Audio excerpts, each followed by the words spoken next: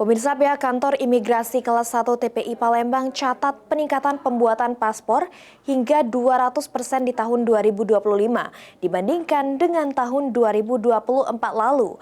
Jumlah tersebut didominasi oleh pembuatan paspor elektronik.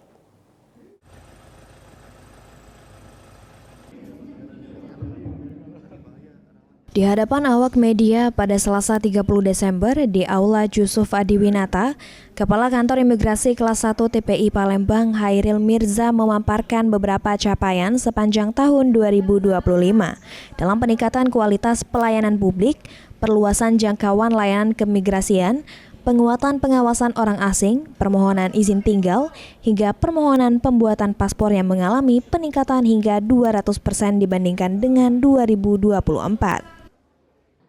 Peningkatan pembuatan paspor didominasi oleh paspor elektronik, layanan paspor percepatan, serta layanan Easy Paspor karena dipengaruhi oleh kebutuhan masyarakat untuk perjalanan ibadah umroh dan haji. Di kantor Imigrasi Palembang itu melakukan yang kebanyakannya mayoritas yang ibadah umroh dan haji. Dan juga kita ke depan akan melaksanakan juga untuk melayani yang jamaah haji di tahun 2026. Jadi sekarang sudah kita melakukan kegiatan yaitu Easy Paspor dan juga layanan on the spot. Dan juga akan selalu hadir ketika masyarakat membutuhkan, khususnya juga jamaah haji dan jamaah umroh yang ada di Kota Palembang. Dari data ada kenaikan atau penurunan pembuatan paspor? Kita kenaikan terus nih. Saya sampaikan tadi ada targetnya kita lebih dari 200% dari dibandingkan 2024.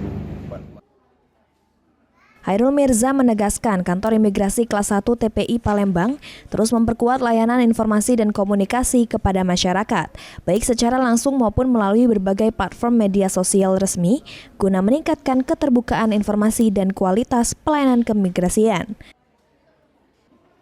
Suryadi, PAL TV.